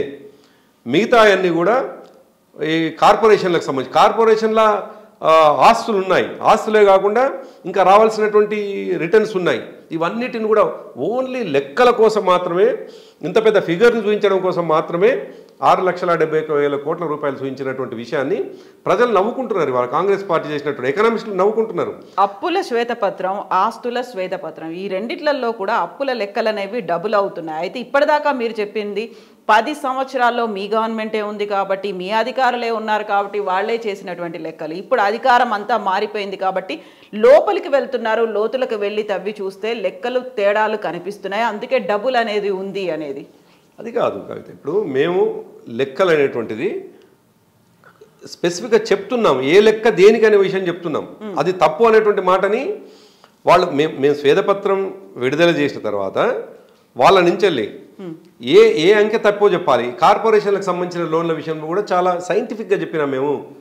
అసలు ఎందుకు కార్పొరేషన్లను మీరు అందులో చూడకూడదు అనేటువంటి మాట కూడా మా కేటీఆర్ గారు చాలా వివరించి 1:45 నిమిషాలు తన పీపీటీలో చాలా స్పష్టంగా చెప్పినారు. పవర్ విషయంలో కూడా 81 కోట్ల రూపాయలు అప్పులు అనేటువంటి మాట కూడా అబద్ధము. ఆనాడు 7,748 ఏది మన స్టెబిలైజ్డ్ పవర్ ఉంటే ఇవాళ దాదాపు 19,000 మెగావాట్లకు స్టెబిలైజ్ పవర్ పెరిగింది అని అనుకున్నప్పుడే ఇంకా ఎందుకు డీటెయిల్గా ఇంకా పోతే 1,35,000 ఎకరాలకు 1,35,00,000 ఎకరాలకు నీళ్ళు వచ్చేటువంటి తెలంగాణ ఇవాళ మేము దిగిపోయిన నాటికి 2,65,000 ఎకరాలకు నీళ్ళు ఇచ్చేటువంటి పరిస్థితి. మేము అభివృద్ధి చేయకుంటే 2,65,00,000 ఎకరాలకు నీళ్ళు ఎట్లా పోతుంది? ఇంకా కొద్ది ప్రామాణికంగా చూస్తే పారామీటర్ ఏముంటుంది జనరల్గా మా అభివృద్ధి కానీ అనుకున్నప్పుడు 22% పేదరికం మొత్తం భారతదేశంలో తెలంగాణలో 22% మేము వచ్చే నాటికి 2014 ఉంటే మేము మన దిగిపోయే నాటికి 4.9%. అంటే మేము చేసింది అభివృద్ధే కదా, మేము చేసింది ప్రజలకు అందుబాటులో ఉన్నటువంటిదే కదా. అంతెందుకు 1,40,000 ఏది మన టన్నుల ఉత్పత్తి ఉంటే 3,50,000 టన్నుల దాకా ఎట్లా పోయింది? అది అభివృద్ధే కదా. అయితే ఇక్కడ కాళేశ్వరం ప్రాజెక్ట్ కావచ్చు, విద్యుత్కు సంబంధించినటువంటి లెక్కల్లో కూడా అవకతవకలు కనిపిస్తున్నాయి అనే మాట కాదంటారా? ఏమంటున్నాను, బేసిక్గా వాళ్ళు మాట్లాడినటువంటిది వాళ్ళ మనం డీటెయిల్గా ఒక మాట చెప్పుకోవాలి. కాళేశ్వరంకి సంబంధించి దాదాపు 5 సంవత్సరాలుగా నిజానికి 30,000 కోట్లు ఖర్చు పెట్టినాడే 1,00,000 కోట్ల అవినీతి జరిగింది, 1,00,000 కోట్ల అవినీతి జరిగిందని మాట్లాడుకుంటూ వచ్చారు. అంటే 30,000 కోట్లు కూడా ఖర్చు జరగనాడే ఆ మాట చెప్పినారు. చివరికి ఎండ్ ఆఫ్ ది డే మొన్నటి ఎన్నికల్లో కూడా చెప్పినటువంటి మాట 1,00,000 కోట్ల అవినీతి జరిగింది, 1,00,000 కోట్లు కేసీఆర్ కుటుంబం తిన్నది అని చెప్పేసి మాట్లాడుకుంటూ వచ్చినారు. కానీ వాళ్ళు విడుదల చేసినటువంటి శ్వేతపత్రంలోనే 97,000 కోట్ల రూపాయలే ఖర్చు జరిగిందని చెప్పేసి వాళ్ళే విడుదల చేసి మరి 1,00,000 కోట్ల రూపాయల అవినీతి ఎట్లా జరిగింది? నువ్వు అబద్ధం చెప్పినట్టే కదా. 1,00,000 కోట్ల రూపాయల అవినీతి జరిగితే 97,000 కోట్ల రూపాయల ఖర్చు ఎట్లా జరుగుతుంది?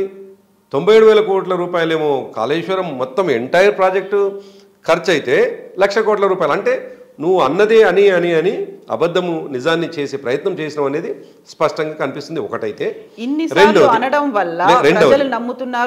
నమ్మిండ్రు కదా, నమ్మిండ్రు కాబట్టి వాళ్లకు మోసం మాటలు చెప్పిన వాళ్లకు ఓటేసినారు. ఇంకో మాట చెప్తాను నేను, కాళేశ్వరానికి సంబంధించి కూడా ఆ అప్పు అని చెప్పేసి మాట్లాడినటువంటిది నిజానికి అది ఉత్పాదక రంగానికి పెట్టినటువంటిది. అది ఉత్పాదక రంగం. మన దేశమే వ్యవసాయ ఆధారిత దేశం. ముఖ్యంగా మన రాష్ట్రం ఇంకా వ్యవసాయ ఆధారిత రాష్ట్రం. దాని ప్రొడక్టివిటీ కూడా మన కళ్ళ ముందు ఇంతకుముందు మీకు లెక్కలు చెప్పినాను. పేదరికం కావచ్చు, అదేవిధంగా వచ్చినటువంటి ఉత్పత్తి కావచ్చు, అదేవిధంగా స్థిరీకరించినటువంటి ఆయకట్టు కావచ్చు, కళ్ళ ముందే కనిపిస్తుంది కదా.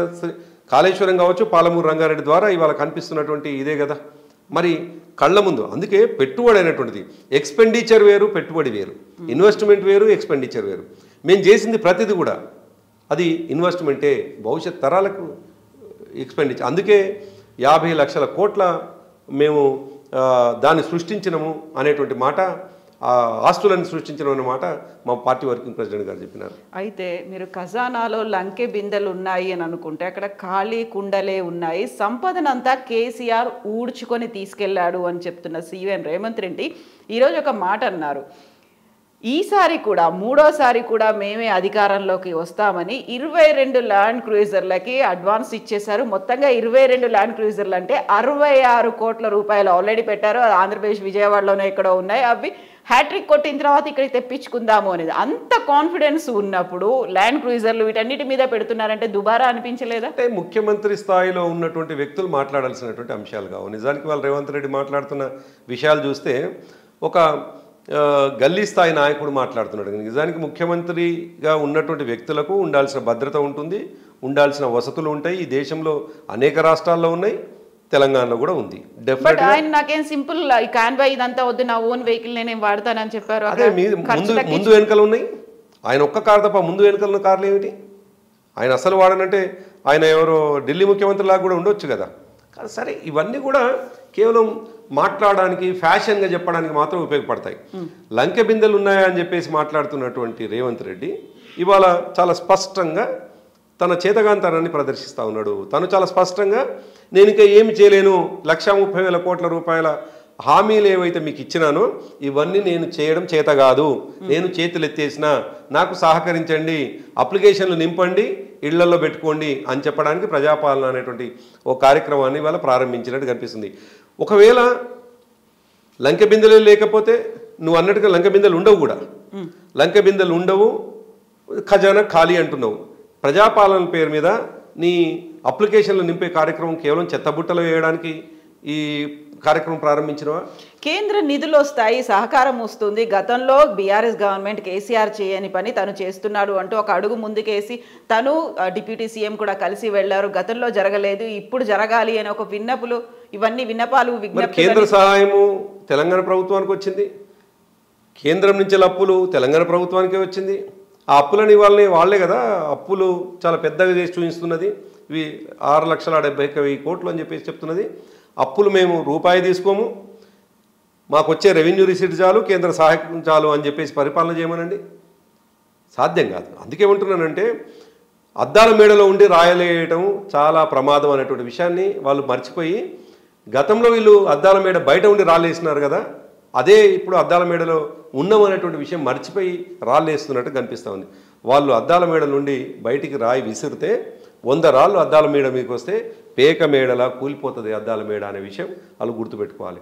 బాధ్యత కలిగినటువంటి వాళ్ళు, ప్రభుత్వానికి వచ్చినటువంటి వాళ్ళు, ముఖ్యమంత్రి హోదాకు పోయినటువంటి వాళ్ళు, ఉప ముఖ్యమంత్రులుగా ఉన్నటువంటి వాళ్ళు చాలా జాగ్రత్తగా అడుగులు ముందుకేయాల్సినటువంటి అవసరం ఉంటుంది. ఇంకా ఆయన ప్రధాన ప్రతిపక్ష నేతగానే లేదు, ఏదో అల్లరి చిల్లరగా తిరిగి ఇష్టం వచ్చినట్టుగా మాట్లాడే నేతగానే మాట్లాడితే ఈ రాష్ట్రం అధోగతి పాలవుతుంది. దానికి పరాకాష్ఠనే ఫార్మాసిటీ రద్దు అనేటువంటి మాట.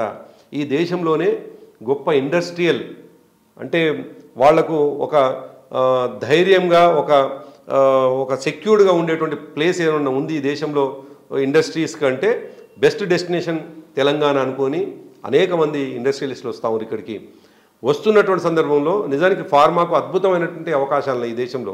నిజమే, ఫార్మా పెట్టిన చోట 4-5 గ్రామాలకు సంబంధించిన వాళ్ళకి ఇబ్బందులు జరుగుతాయి. కానీ అట్ ద సేమ్ టైం ప్రపంచానికి ఔషధం ఇచ్చేటువంటి ఒక పరిశ్రమలకు సంబంధించిన సెజ్ వస్తుంటే దాన్ని రద్దు చేసిన ఉన్నప్పుడే అర్థమవుతోంది నీదొక తుగ్లక్ పరిపాలన. తుగ్లక్ లాగా ఆలోచిస్తే ఇటువంటి నిర్ణయం తీసుకుంటావు అని. ఇవాళ ఓల్డ్ సిటీ నుంచి వెళ్ళి ఎప్పుడైతే మెట్రో వేద్దామని అంటున్నాడో అప్పుడే అర్థమవుతోంది ఆయన ప్రోగ్రెసివ్గా తర్వాత కన్స్ట్రక్టివ్గా పోవటం లేదు. ఓల్డ్ సిటీని ఎందుకు మీరు కాదనుకుంటున్నారు? అది వేస్తే అది ప్రోగ్రెసివ్ కన్స్ట్రక్టివ్ ఏమంటున్నారంటే మీరు చేసేటువంటి వ్యాపారం, మెట్రో అనేది వ్యాపారమే, డెఫినెట్ సౌకర్యము వ్యాపారం, వ్యాపారస్తుడు సౌకర్యం కల్పిస్తూ ఉన్నాడు అక్కడ. సో మీకు రెవెన్యూ రావాలి, ప్లస్ ప్రయాణికుల సంఖ్య పెరగాలి, ఎట్ ద సేమ్ టైం దాని ద్వారా ఇంకోరికి ఇబ్బంది జరగకూడదు, హెరిటేజ్కు నష్టం జరగకూడదు. అక్కడ హెరిటేజ్ ప్రాపర్టీస్ ఉన్నాయి, పేదవాళ్ళ ప్రాపర్టీస్. బీఆర్ఎస్ గవర్నమెంట్ కూడా అక్కడ ఒక మాస్టర్ ప్లాన్ అనేది తీసుకుంది, ఓల్డ్ సిటీ దాకా వెళ్ళాలి. కాకపోతే అక్కడ మీకు ఎంఐఎంకి ఉన్నటువంటి ఫ్రెండ్షిప్ నేపథ్యంలో మీ స్టీరింగ్ ఎంఐఎం దగ్గర ఉండడం వల్లే అక్కడ డెవలప్మెంట్ జరగలేదు అని. పేదవాడు ఇళ్ళు కోసము హెరిటేజ్ ప్రాపర్టీ కోసం మేము ఆలోచించగానే ఎంఐఎంకి మాకు బంధం కలిపితే చేయగలిగింది ఏం లేదు. కానీ దీనికంటే బెస్ట్ ఇంకే అప్రోచ్ ఏముంది అని అనుకున్నప్పుడు రాయదుర్గం టు ఎయిర్పోర్ట్ అనేటువంటిది, ఎయిర్పోర్ట్ నుంచి వెళ్ళి ఎయిర్పోర్ట్కు నిజానికి ప్రయాణం చేసే వాళ్ళ సంఖ్య ఎవరిది ఉంటుంది? సాధ్యమైనంత వరకు కొద్దిగా ఎబో మిడిల్ క్లాస్ వాళ్ళకి సంబంధించి వాళ్ళదే ఉంటుంది. మీకు రాయదుర్గం నుంచి కావచ్చు, ఎల్బీ నగర్ నుంచి వెళ్ళి ఏదైతే లింక్ ఉందో అది చాలా ప్రోగ్రెసివ్ ఐడియాస్ అవి. అటువంటిది విడిచిపెట్టేసి వాళ్ళు అది చేసింది కాబట్టి దాన్ని రద్దు చేసిన ఇక్కడి నుంచి నడుపుతా అనేటువంటిదే ఒక డిస్ట్రక్టివ్ ఐడియాస్ అని నేను అంటాను. డెఫినెట్గా అతని ఆలోచన విధానం పురోగమనమైనటువంటి ఆలోచన విధానం కనిపిస్తూ ఉన్నది. అందుకే తను చేసేటువంటి చర్యలన్నీ కూడా ఫార్మా రద్దు కావచ్చు, మెట్రో రద్దు కావచ్చు, అసెంబ్లీలో శ్వేతపత్రాన్ని విడుదల కావచ్చు, ఇవాళ ప్రజాపాలన ప్రారంభిస్తున్నటువంటి సందర్భంలో ఖజానాలో రూపాయలు లేవు అనేటువంటి మాట చెప్పడం కావచ్చు, ఇవన్నీ కూడా ప్రజల ముందల అంధకారం కనిపించేటువంటి ఒక వాతావరణాన్ని సాక్షాత్తు ఈ రాష్ట్రాన్ని పరిపాలించాల్సిన ముఖ్యమంత్రి చాలా స్పష్టంగా తెల్ల పేపర్ని ముందు పెట్టు, నేను ఏమి చేయలేను, చెప్పినవన్నీ అబద్ధాలే, నేను సీట్ మీద కూర్చోవడం కోసం నా ఇష్టం వచ్చిన మాటలు చెప్పినాను, సీట్ మీద కూర్చున్నాను, మిమ్మల్ని మర్చిపోతాను అని చెప్పడానికి ఇవాళ శ్రీకారం చుట్టిండు ప్రజాపాలనతో. 100 రోజుల డెడ్ లైన్ వాళ్ళు పెట్టుకున్నారు. అదే 100 రోజుల్లో పార్లమెంట్ ఎన్నికలు రాబోతున్నాయి. గతంలో ప్రతిసారి బీఆర్ఎస్ అంటే అంతకుముందు ఉన్నటువంటి టీఆర్ఎస్ సారు కారు 16 అనేటువంటి నినాదంతో పోయేది. అయితే 2019లో మాత్రం 9 పార్లమెంటు స్థానాలు మాత్రమే వచ్చాయి బీఆర్ఎస్కి. ఈసారి అలా కాకుండా ఏ విధానం ఉంది, ఏ నినాదం ఉంది, అండ్ మళ్ళీ ఇక్కడ పార్లమెంటు సభ్యుల్ని మారుస్తారా, అదే అభ్యర్థులు ఉంటారా? కేవలం చేవెళ్ళది మాత్రమే అఫీషియల్గా అనౌన్స్మెంట్ వచ్చినట్టుంది. లేదు, అది కూడా రాలేదు. కాకుండా నేను గెలుస్తాను లక్ష మెజారిటీ అని రంజిత్ రెడ్డి చెప్పుకుంటున్నారు. సమీక్షలు మాత్రం జరుగుతూ ఉన్నాయి. ఎక్కడెక్కడ ఎవరు అభ్యర్థులు అయితే బాగుంటుంది అనేటువంటిది జరుగుతూ ఉంది. ఒక్కటి మేము చాలా స్పష్టంగా ఈ అభ్యర్థులు ఎవరికి ఇవ్వాలి ఏంది అనేటువంటి గెలుపు గుర్రాలకే అవకాశం వస్తుంది. అది కేసీఆర్ గారు నిర్ణయిస్తారు, వివిధ రూపాల్లో సమాచారం తీసుకొని చేసుకుంటారు. కానీ మాకు పూర్తి విశ్వాసం ఉన్నది, మళ్ళీ మాకు నమ్మకం కూడా ఉన్నది. ఈ 20 రోజుల్నే ప్రజలు ఎదుర్కొంటున్నటువంటి, మేము 10 సంవత్సరాలు సెక్యూర్డ్గా ఉన్నటువంటి, మాకు ఎటువంటి ఇబ్బంది లేదు అని హోప్గా ఉన్నటువంటి ప్రజలు 20 రోజుల్నే ఆ హోప్ని కోల్పోయినటువంటి సందర్భంలో, మేము వేసినటువంటి ఓటు నిరర్ధకమైంది అనేటువంటి అనుకుంటున్నటువంటి సందర్భంలో వస్తున్న ఎన్నికలు కాబట్టి ఒక సెటిలింగ్ పీరియడ్ అనేది కూడా ఇవ్వకుండా ఒక 3 వారాలకే అయిపోయింది అని మేము అనట్లేదు కవిత. నిజానికి మేము కాకపోయినా ప్రజలైనా కనీసం 3 వారాలే కదా కాదు, మేము అదే అంటున్నాం. ఆయన బాగా చేయాలి, రాష్ట్ర ప్రభుత్వం బాగా నడవాలి, ఈ ప్రజలకు ఆయన చెప్పినవన్నీ కూడా అందాలి అనే కోరుకుంటున్నటువంటి వాళ్ళం. మేము బాధపడుతుంది ఏంటి అంటే, నువ్వు పరిపాలించకంటే ముందే నువ్వు ఎల్బీ క్రియేట్ చేసుకుంటే ఎట్లా? నువ్వు చాలా క్లియర్గా ఎల్బీ క్రియేట్ చేసుకుంటున్నావు, నా దగ్గర ఏం లేదని చెప్తున్నావు. ఇప్పుడు నీ దగ్గర ఉంది అంటే మేము చేయమనే వాళ్ళం, నీ దగ్గర ఏం లేదు అని చెప్తున్నావు. శ్వేతపత్రం విడుదల చేస్తున్నావు, ఫార్మాను రద్దు చేస్తున్నావు. సో బీఆర్ఎస్ ఎజెండా ఏముంది ఇప్పుడు పార్లమెంట్కి సంబంధించి? ఉన్న ఒక గొంతును చంపుకుంటారా? తెలంగాణ కోసం ఉన్న ఒకే ఒక గొంతు కేసీఆర్. తెలంగాణ తెచ్చింది కేసీఆర్, తెలంగాణ గొంతు కేసీఆర్. రేపు పార్లమెంటులో ఏదన్నా తెలంగాణకు సంబంధించినటువంటి హక్కులు రావాలన్నా తెలంగాణ ప్రాంత వాడిగా కొట్లాడాల్సిన ఎంపీలు ఎవరు ఉన్నారంటే అది టీఆర్ఎస్ బీఆర్ఎస్ సంబంధించిన వాళ్ళే. కాబట్టి ఆ వాదనతో తప్పకుండా మేము ఎన్నికలకు పోతాం. కేసీఆర్ మనుషులంటే కేసీఆర్ లాగానే కొట్లాడతారు. కాబట్టి కేసీఆర్ గారి పెట్టినటువంటి పార్లమెంట్ సభ్యులు గెలిపించండి అని చెప్పేసి ఆ వాదంతో మేము ముందుకు పోతాం.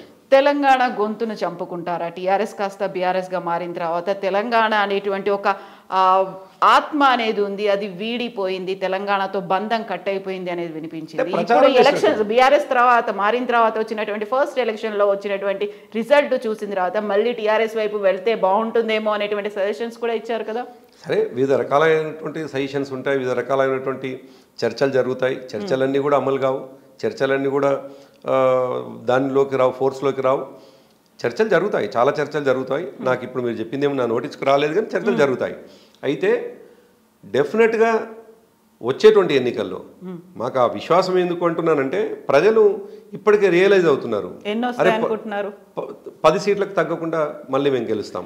గతంలో 9 సీట్లు వచ్చినటువంటి 16 అనేటువంటి నినాదం నుంచి 10 అనేది తగ్గించుకున్నట్టే, అది తగ్గించుకున్నట్టా లేకుంటే ఇతర పార్టీల సంఖ్య పెరిగింది? గతంలో 9 సీట్లు గెలిచినాం, ఈసారి 10 సీట్లు గెలుస్తాం. 1 సీట్ పెరిగే ఉంటుంది. కారణం ఏంటంటే కేసీఆర్ని పోగొట్టుకున్నామనే బాధ తెలంగాణ ప్రజల్లో ఉంది. ఇవాళ తెలంగాణ ప్రజల్లో మా మనిషిని, మా ఇంటి పెద్దని, మా తండ్రిలాగా చూసుకున్నటువంటి వ్యక్తిని, మా అన్నలాగా పోరాటం చేసినటువంటి వ్యక్తిని దూరం చేసుకున్నాం అనేటువంటి బాధ 20 రోజుల్లో కనిపిస్తూ ఉంది. కారణం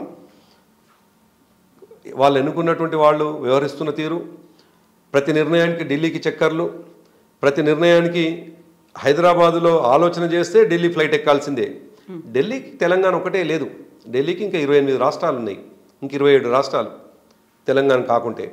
మిగతా 27 రాష్ట్రాలకు సంబంధించినవి చూసుకుంటూ తెలంగాణ చూసుకోవాలి. కాబట్టి తెలంగాణను తప్పకుండా ప్రయారిటీని బట్టి తెలంగాణ చూస్తారే తప్ప ప్రయారిటీగా మాత్రం తెలంగాణ ఉండదు.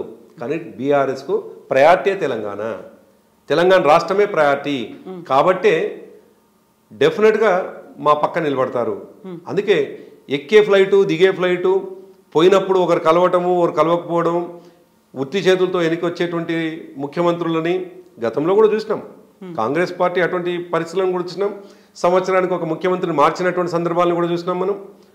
తర్వాత సహకరించినటువంటి వాళ్ళ స్నేహితులు మిగతా మంత్రివర్గాన్ని కూడా చూసినాం. అంతెందుకు సాక్షాత్తు అసెంబ్లీలో ముఖ్యమంత్రి మాట్లాడుతుంటే మిగతా మంత్రుల యొక్క సహకారం ఏముందో చాలా స్పష్టంగా కళ్ళతో కనిపించింది. మిగతా మంత్రుల యొక్క ఒక్కరంటే ఒక్కరు కూడా ముఖ్యమంత్రిని సమర్థించకుండా కాంగ్రెస్ పార్టీని ప్రభుత్వాన్ని సమర్థిస్తూ మాట్లాడుతున్నటువంటి వాళ్ళు కానీ వ్యక్తిగతంగా రేవంత్ రెడ్డి మీద వస్తున్నటువంటి ఏదన్నా ఆరోపణ వస్తే ఒక్కరంటే ఒక్కరు కూడా విమర్శించే అటాక్ చేశారు కదా. అక్కడ మేము ఏమంటున్నామంటే మా మీద అటాక్ చేయడానికి ఉన్నటువంటి అంశాలు ఏం లేవు, అన్నీ అభూత కల్పనలే. మేము చాలా స్పష్టంగా వెన్ను విరిచి మాట్లాడినాం. మేము అసలు మామూలు కాదు, మన ఏంది రొమ్ము విడిచి మాట్లాడినాం. మేము చాలా స్పష్టంగా చెప్పినాం మా విషయాలు, పవర్ పైన కావచ్చు, ఆర్థిక విషయాల పట్ల కావచ్చు, మా మంత్రులు అద్భుతంగా చెప్పినారు. కానీ కాంగ్రెస్ పార్టీ విషయానికి వచ్చినప్పుడు, కాంగ్రెస్లో జరుగుతున్నటువంటి పరిణామాల పట్ల, వ్యక్తిగత దూషణల విషయానికి వచ్చినప్పుడు ఒక్కరంటే ఒక్కరు కూడా ఆ ముఖ్యమంత్రితో అండగా ఉన్నట్టు కనిపించాలి. అటువంటిది నేను ఎందుకు ఆ ప్రస్తావన తెస్తా ఉన్నానంటే ముఖ్యమంత్రి ఎప్పుడు దిగిపోతే బాగుండు అని కాంగ్రెస్ పార్టీలో నిరంతరంగా జరిగేటువంటి చర్చ. అది కాంగ్రెస్ పార్టీకి ఆయన దిగిపోతారా దింపుతారా ఇంటర్నల్ గా ఎక్స్టర్నల్ గా కూడా దానికి కావాల్సినటువంటి పుష్ సపోర్ట్ అనేది ఉంటుంది. మా నుంచి ఏమీ ఉండదు కవిత. మేము ప్రతిపక్ష పాత్ర మాకు ఇచ్చినారు. 5 సంవత్సరాలు ప్రతిపక్షంలో ఉండి ప్రతిపక్షంగా అద్భుతంగా ప్రజలకు రావాల్సినటువంటి నిధుల విషయంలో ప్రభుత్వం మెడలుంచే పనులనే ఉంటాం. మేము కోరుకోవటం లేదు ఈ ప్రభుత్వం. కానీ దురదృష్టం కాంగ్రెస్ పార్టీకి ఆ లక్షణం ఉన్నది. అది ఎండ్రికాయ సంబంధించినటువంటి సామెతలాగా ఆ పార్టీకి ఉంటుంది. ఒక్కరు పైకి పోతే మిగతా 4 గుంజేస్తారు. కాబట్టి వాళ్ళు శత్రువులుగా ఉంటారు తప్ప ఎవరో శత్రువు ఉండాల్సినటువంటి అవసరం లేదు. అందుకేమంటున్నానంటే తెలంగాణని ఓన్ చేసుకున్నటువంటి, తెలంగాణ భూమిపుత్రులుగా ఉన్నటువంటి బీఆర్ఎస్ పార్టీని అక్కున చేర్చుకుంటుంది తెలంగాణ. ఆదమర్చి ఒక్కసారి ఓటేయగానే ప్రజలందరినీ మాకు దూరం అనేటువంటి భావంతో మేము లేము. ఒకసారి ఆదమర్చి ఓటేసారు కాబట్టి, రియలైజ్ అవుతారు కాబట్టి రేపు మాకు 10 సీట్లు కంపల్సరీ మాకు ఇస్తారు అన్నటువంటి విశ్వాసం మాకు ఉంది కాబట్టి అంతే విశ్వాసాన్ని 9 నుండి మాకు 10 సీట్లకు మేము పోతాం అనేటువంటి మాట మేము చెప్తా ఉన్నాం. ఇంటర్వ్యూ స్టార్టింగ్లో మీరు ఒక మాట అన్నారు, సీఎం రేవంత్ రెడ్డిని ఎందుకు కంగ్రాచులేట్ చేయలేదు, ఎందుకు అభినందించలేదు అనుకుంటున్నప్పుడు అసెంబ్లీకి వెళ్ళి అక్కడే పర్సనల్గానే అక్కడే చేద్దాం అనుకున్నారు అనే మాట. అసలు కేసీఆర్ అసెంబ్లీకి వెళ్తాడా, ప్రతిపక్ష హోదాలో బీఆర్ఎస్ ఎల్పీ లీడర్గా అటెండ్ అవుతాడా అనేటువంటి డౌట్ ఎందుకని వస్తుంది అందరికీ? అది అంటే కేసీఆర్ గారు మూమెంట్ స్టార్ట్ చేసిన నుంచి వెళ్ళి ఈ రోజు వరకు కూడా బహుశా ఆయన మీద వచ్చినన్ని చర్చలు కావచ్చు, తన మీద వచ్చినటువంటి విమర్శలు కావచ్చు, లేదు ప్రశంసలు కావచ్చు, భారతదేశంలో బహుశా ఏ నాయకుడి మీద ఉండకపోవచ్చు. దాంట్లో ఇది ఒకటి అనుకుంటాం, ఇది ప్రజల నుంచి వచ్చిందా లేదు మాకు వ్యతిరేకులు ప్రచారంలో పెట్టినటువంటి అంశమా చూడాలి. కానీ డెఫినెట్గా యాజ్ ఏ లీడర్గా ఆయన తప్పకుండా ప్రతిపక్ష నాయకుడిగా తన పాత్రను ఎంత సమర్థవంతంగా నిర్వర్తించాలో అంత సమర్థవంతంగా నిర్వర్తిస్తారు. మెడలు వంచి మిగతా పనులు చేయిస్తారు. సో మిగతా వాళ్ళు కాంగ్రెస్ నుంచి ఎవరు సీఎం అయినా పర్లేదు, రేవంత్ రెడ్డి ఉన్నాడు కాబట్టి అక్కడికి వెళ్ళే ఉద్దేశం కానీ ఆ ఆలోచన కానీ లేదు అనే మాట. వెళ్ళడని ఎందుకు అనుకుంటున్నారు కవిత మీరు? సో పార్లమెంట్కి ఉంది, పార్లమెంట్కి వెళ్తారు, అప్పటిదాకా రెస్ట్ అనేది ఉంది, 8 వీక్స్ రెస్ట్ తీసుకోవాలి. ఆ తర్వాత పార్లమెంట్కి సంబంధించినటువంటి షెడ్యూల్ వస్తుంది, కోడ్ ఆఫ్ కండక్ట్. ఆ తర్వాత 5 సంవత్సరాల ప్రభుత్వం ఉండదు అనుకుంటున్నా? నో, అక్కడ కేసీఆర్ పార్లమెంట్కే ప్రాతినిధ్యం వహిస్తారు, అక్కడి నుంచే పోటీ చేసి అక్కడికే వెళ్ళిపోతారు.